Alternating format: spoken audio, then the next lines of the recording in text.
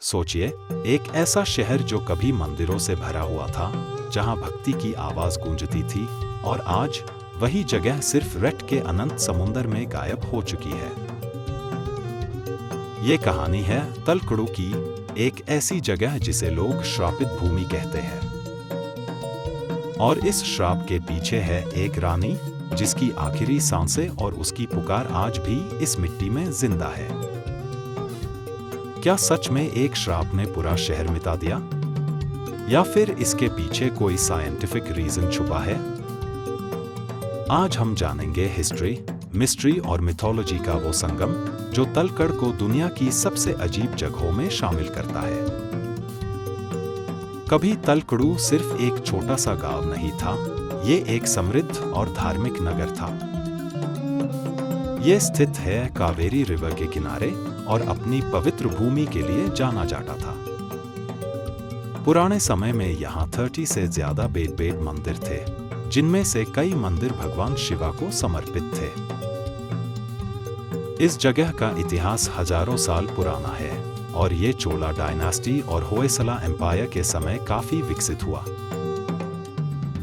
मंदिरों की कला, स्थापत्य और धार्मिक महत्व ने इसे एक पवित्र तीर्थ स्थान बना दिया। लेकिन फिर कुछ ऐसा हुआ जिसने सब कुछ बदल दिया। 17वीं सदी की बात है। मैसूर राज्य में एक राजा हुआ करते थे, श्रीरंगराया। उनकी पत्नी थी अलमेलम्मा, एक शक्तिशाली और स्वाभिमानी रानी। कहते हैं कि जब राजा बीमार पड़े तो रानी उनकी सेवा के लिए तलकड़ के पास आ गई।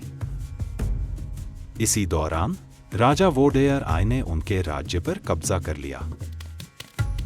रानी के पास एक बहुत कीमती ज्वेलरी कलेक्शन था, जो उनके लिए सिर्फ धन नहीं बल्कि उनकी पहचान था। राजा वोडेयर ने ये गहने चाहते हुए रानी को पकड़ने के लिए अपने सैनिक भेजे। रानी भगती हुई मलंगी के पास पहुंची, जहां कावेरी रिवर अपनी गहराई में बह रही थी। और वही उसने अपनी जिंदगी का सबसे बड़ा फैसला लिया। कहते हैं उस वक्त रानी ने आसमां की तरफ देखा और अपने गहनों के साथ नदी में कूदने से पहले एक श्राप दिया। तलकड़ रेत से भर जाए, मलंगी गहरा हो जाए और मैसूर के राजा कभी वंश नहीं चला पाएंगे। और फिर रानी ने नदी में कूदकर अपनी जान दे दी। ये श्राप सिर्फ शब्द नहीं थे, ये एक दुखी और अपमानित रानी की आखिरी पुकार थी। अगले कुछ सालों में ही लोगों ने अजीब बदलाव देखने शुरू किए। तलकड़ू धीरे धीरे रेत से भरने लगा, मंदिर रेत के नीचे दबने लगे। आज भी यहाँ के कई मंदिर सिर्फ एक्सकवेशन के बाद ही दिखाई देते हैं। दूसरी तरफ मलंगी कावेरी रिवर की वजह से इतना गहरा हो गया कि लोग उस जगह से डरते हैं। और तीसरा श्राप, मैसूर के राजा वोडेयर डायनास्टी के बारे में कहा जाता है कि उनके घर में अक्सर सीधा वारिस पैदा नहीं होता था। कई बार उन्हें अडॉप्ट करना पड़ता था। क्या यह सब सिर्फ कोइंसिडेंस है, या सच में एक श्राप का असर?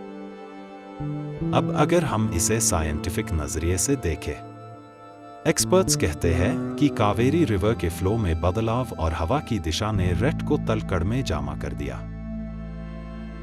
इस प्रोसेस को एओलियन सैंड डिपोजिशन कहते हैं, यानी हवा रेत को एक जगह से दूसरी जगह ले जाती है। लेकिन सवाल ये उठता है, ऐसा सिर्फ तलकड़ में ही क्यों हुआ, और एग्जैक्टली वही जगह क्यों जहां रानी ने श्राप दिया था? साइंस कुछ सवालों का जवाब देता है, लेकिन हर चीज को एक्सप्लेन नहीं कर पाता। आज का तलकड़ू एक टूरिस्ट स्पॉट है, लेकिन यहाँ की हवा में आज भी एक अजीब सा सन्नाटा है। यहाँ हर 12 साल में एक बड़ा फेस्टिवल होता है, जिसे पंचलिंगा दर्शना कहते हैं। इस दौरान रेत के नीचे दबे मंदिरों को निकला जाता है। लोग दूर दूर से यहाँ आते हैं, लेकिन दिल में एक डर और क्यूरियोसिटी के साथ। तो क्या आप मानता है कि एक रानी का श्राप इतना शक्तिशाली हो सकता है कि वो पूरा शहर मिटा दे? या फिर ये सब सिर्फ प्रकृति का खेल है? सच क्या है, ये शायद कभी पूरी तरह समझ नहीं आएगा। लेकिन तलकड़ू की रट के नीचे छुपा हुआ इतिहास आज भी अपनी कहानी सुनने के लिए बेचैन है। अगर आपको ऐसे ही मिस्टीरियस हिस्ट्री वीडियोस पसंद है तो चैनल द पेरेनियल पास्ट को सब्सक्राइब करना मत भूलिए।